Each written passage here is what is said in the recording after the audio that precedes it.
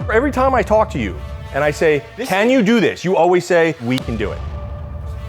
Okay, we can do it. Yeah.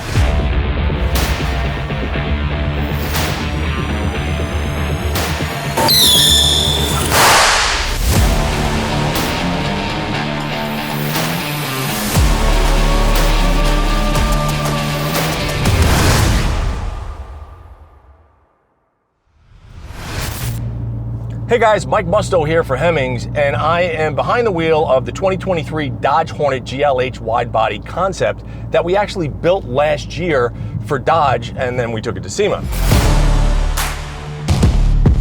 Right out of the gate, the Hornet isn't a little slouch of a CUV. It comes from the factory with 265 horsepower and 295 pound-feet of torque, which means it'll sprint to 60 in a hair over 6 seconds and top out at about 140 miles an hour. I got another call from Dodge a couple of weeks ago and they said, hey Mike, would you be interested in racing the Hornet at Roadkill Nights this coming August? And I said, sure. They said, can you stick a hurricrate in it? Now, for those that don't know, the hurricrate engines are the twin turbo T6 Inline-6 motors that are basically powering the Wagoneer and the Grand Wagoneer. They're pretty stout. Think minimum 500 horsepower, minimum 510 to 550 pound-feet of torque, and the whole goal is to take that motor along with the ZF 8-speed transmission and shoehorn it into this. Hey everybody, so we wanted to give you a little bit more of an idea of what your LS was actually about. And I know the title is going to startle some of you, but there's a reason for that. You see, there are other options besides the LS motor, and if you contact Dodge and Direct Connection and their power broker dealerships, my God, there's a host of options, right? Yes, there's everything from 1,000 horsepower crate engines, the hurricrate, and then there's also the twin turbo inline-6. Twin turbo 6, 5.7, 6.2, 6.4 Hemmings. There is a host of other motors. But what are you thinking? Because I know we want to put these things in a host of cars. Well, I was thinking some drag racing, some drifting. But an off-roader. Maybe a little bit of off-roading. Okay. This is the stuff that we're thinking of in our heads. We know that Dodge and Direct Connection are going to get behind this. So here's the thing. Make sure you like, make sure you subscribe, make sure you go to the Direct Connection catalog and contact your power broker dealership, because to get these things, you have to order through Direct Connection and then pick them up at your power broker dealerships. So I'm assuming that is an upgraded engine to that. It is. In the Hornet right now is the inline-4 turbo, single turbo. This is the T6. This is way better than what I was imagining. I saw a lot of plastic. I initially thought trash compactor. But now that I'm seeing it in person, come on, it ain't like that. Straight 6, 3-liter, twin turbo, 500 horsepower, 510 pound-feet of torque. Huge, huge power upgrade over what we got in there right now. So this motor by itself is actually pretty peaky. It's like 265 and 295 pound-feet of torque. Okay. So for an inline-4 with a single turbo, it's actually pretty stout. This will do 0 to 60 in about 6.5 seconds. It'll top out at about 140. 140, yeah. No, they're rightfully quick. So we have to convert this to rear-wheel drive. Yeah, and you also got to put the 8-speed in it. That's the 8-speed, the ZF transmission. Into an all-wheel drive car that's transverse mount motor. Yeah. Dude, every time I talk to you and I say, can you do this? You always say, we can do it. Okay, we can do it. Yeah. Can you do it in a month? Yes.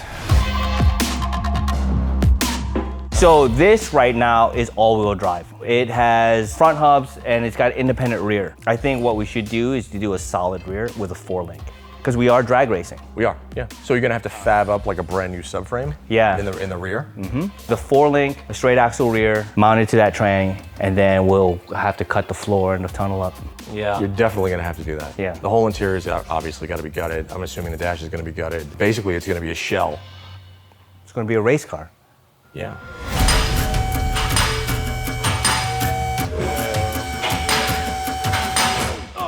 I already see a problem up front, Alex. Yeah, I see it too. Steering rack's in the wrong place. Yep. So the steering rack's back here, and then we have a rear sump on that. So I think Means the steering rack's probably gonna have to go in the front. in the front. That means we have to take the left and right knuckles and switch them. It is what it is. Okay. So Not a we big put deal. Yeah. Then the tunnel is not really that bad. It's got 2 rails there that we could cut alongside. Yeah, but this is all gonna have to be cut Oh out, yeah, that's right? all You're gonna be cut out. Yeah. But I can already see that we got a lot of work to do. Well, we're just gonna have to pull everything apart, fit the engine, and see where we gotta go from there. I don't know. Thanks again. I'll see you next week when I come back down. All right. All right, brother. Well, Mike's gone. It's time to get to work.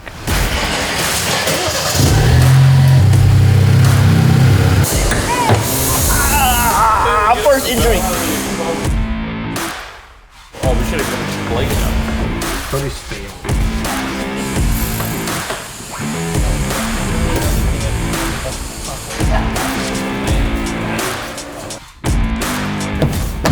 Just the airbag just went on Cody.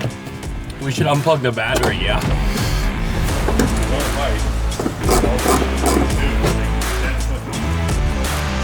I got the 3D scan done, ready to go. It came out super good. Look at that detail. Look at how nice that came out. But yeah, now I got the location for the engine mounts. I got bell housing data, and a couple other useful things. We'll go back, we'll pick up a little more later, but I got everything I need for now. So we're gonna finish taking apart the Hornet and maybe slide the engine in and see how it looks.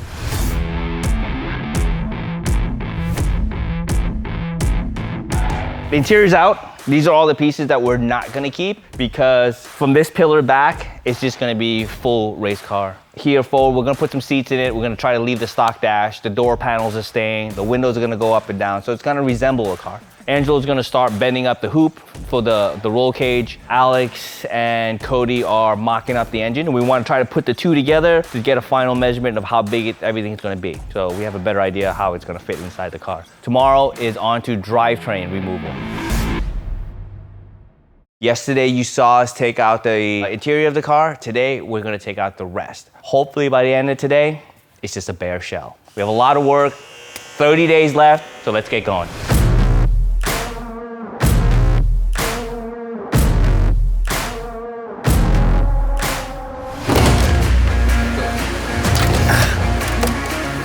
You can see we're kind of taking our time taking the car apart. This way, when we go to put it back together, we have a better understanding of how things go back together. So we're trying not to break anything. We're trying to take things apart neatly in case we need to use them again. All right, so Cody and I have been charged with putting the engine and the transmission together to get it all ready to go, put it in the Hornet, and kind of do a test fit. Didn't come with any kind of lifting points for the engine. Didn't want to take any chances of breaking any of the plastics, so I made these hooks that bolt onto these studs. So we can safely and easily lift this engine because we're gonna need to do it for the Hornet, and we're probably gonna have to do it for some other things too. One of the challenges here is converting this car to rear-wheel drive. The way we're gonna go about that is to put a straight axle rear in it with a 4-link. John from J&S Gears here, he's gonna help us figure out what fits in there. Well, all this is going to be gone. Yep.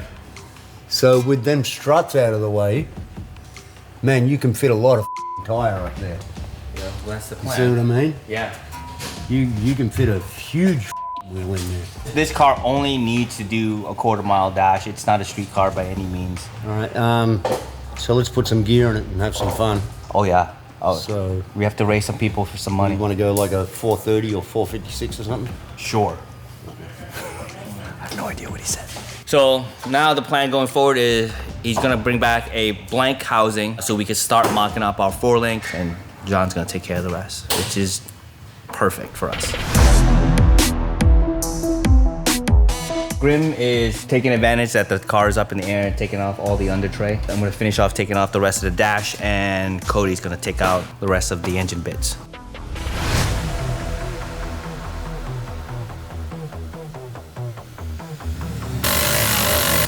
The subframe is down.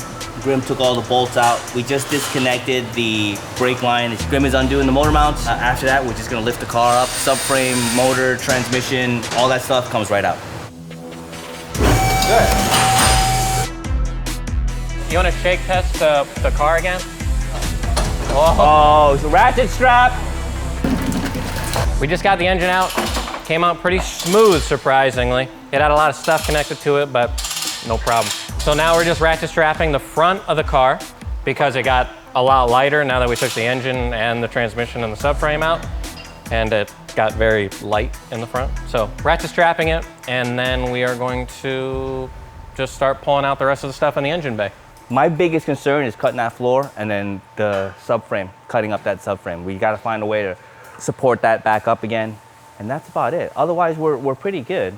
I think we're gonna try to reuse the steering rack, right? Yeah, because a steering rack is just a manual steering rack. Yeah, which and is it perfect. has an electric column. Yeah, so that makes that a manual rack. That's perfect. We wanted to do that from the beginning. So we're gonna try to salvage the rack, move it forward. It should be pretty straightforward after that. Let's get the rear end out, because the rear end is dry.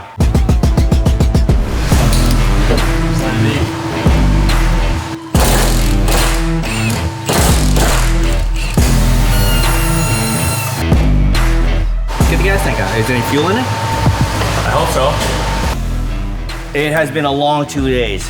The car is completely stripped out. Engine, transmission, all the drivetrains out. Every little last bit of wiring is out of the car.